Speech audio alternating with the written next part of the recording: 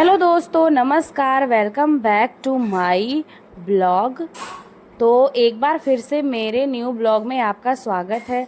तो देखिए, गांव आते ही कितना अच्छा वेदर हुआ है और ऐसे मौसम का क्या कहना, बिल्कुल मज़ा आ जाता है बाहर बैठ कर के खुले आसमान का नज़ारा लेना और हरियाली को देखना।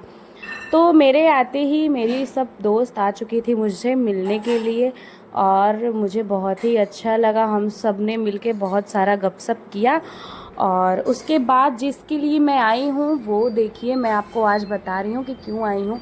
देखिए, यहाँ पे मम्मी ने चढ़ाया हलवा पूड़ी, क्योंकि हमारे यहाँ होता है पूजा। और पूजा के बाद हमने पिया चाय और उसके बाद जो खुशी आई है हमारे घर, देखिए वो आ गया सामने। तो मेरे भैया और भाभी को हुआ है बेबी और मैं बनी हूँ बुआ, इसीलिए मैं आई हूँ अपने मायके। और ये है, देखिए, बेबी। आज उसका पूजा था तो इसीलिए मम्मी ने पूड़ी और हलवा।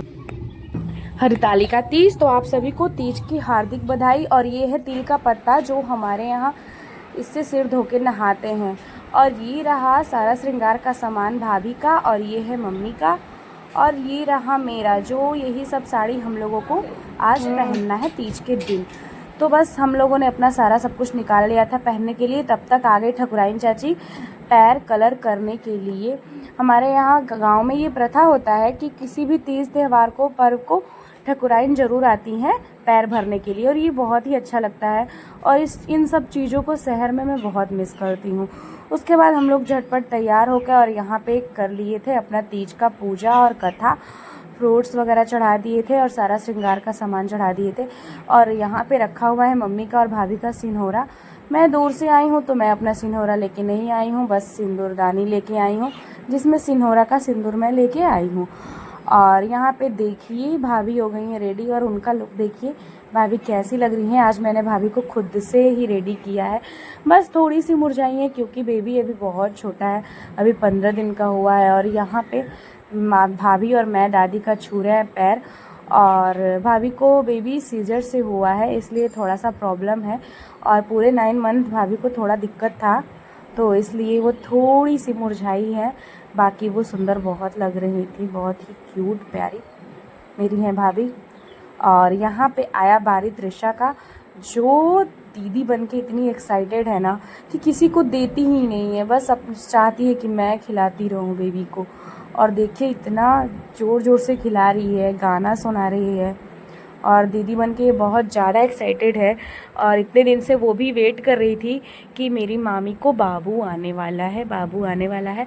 तो हमारे वेट का बिल्कुल ख़त्म हो गया, जल्दी से टाइम निकल ही गया और हम लोग बहुत खुश हैं, मैं बुआ बन के और त्रिशा दीदी बन के। और फिर हमारी ये रही फैमिली की फ़ोटो।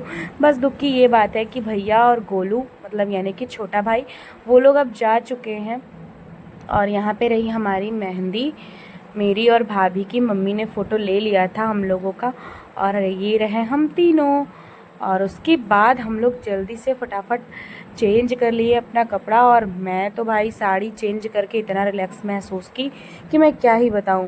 उसके बाद थोड़ा सा हवा का आनंद ले रही हूँ, यानी कि हवा में बैठ के और आराम फरमा रही हूँ और थोड़ा सा पोज दे रही हूँ।